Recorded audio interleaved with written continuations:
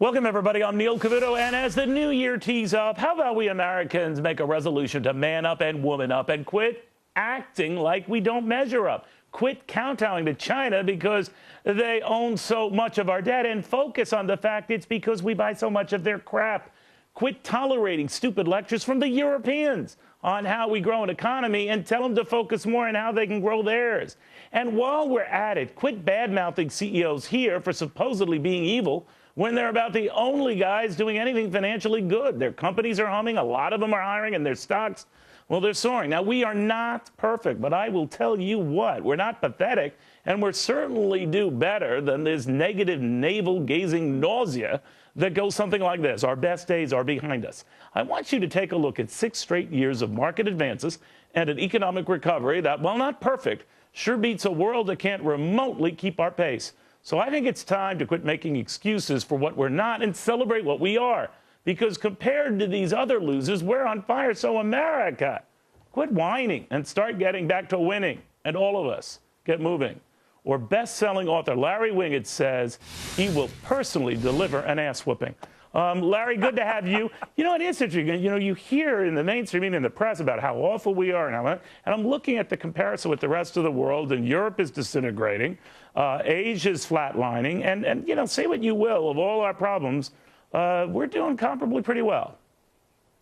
You know, we are doing pretty well, but see, Neil, that's a fact, and people don't like to base their emotions and how they feel on about things on facts. We love rumor. We love a naysayer. We love a nasty, horrible, bad story that we can buy into. We love to whine and wallow in our misery. So when we go to social media or we turn to whoever we trust on television and they say something horrible that we can feel bad about, we grab onto it and wallow in it. And what we need to do is stop that crap and start looking at the stuff that's really true. Go to the facts.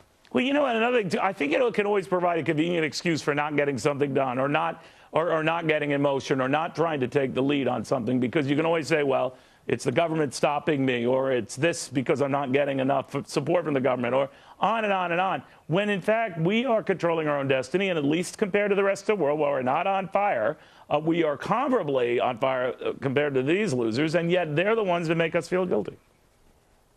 They do make us feel guilty, and again, we like that for some sick, sad reason. You know, what we need to do is focus on the good things. Again, we're not perfect, as you said, but we're a hell of a lot better off than a whole lot of other folks, and we ought to celebrate that fact. The key for us to do, though, is to surround ourselves with some logic and some logical people. We need to do a little fact-checking. We need to stop using our heart so much and start using our head, especially when it comes to evaluating where we are and the information that we're handed, and especially when it comes to our money.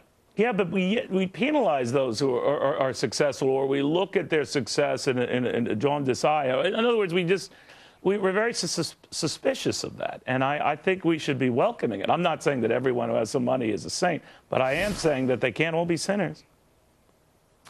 Well, the worst thing you could do is make fun of the rich, or you'll never be one of them. We need to celebrate the fact that people are doing so well and realize that the people who are doing well are the job creators in our country, and that's good for all of us. We need to stop being jealous, and that's where it comes from, our own inadequacy and our own jealousy, and usually it stems from our own laziness because we're not willing to do what the others were willing to do in order to become successful and prosperous.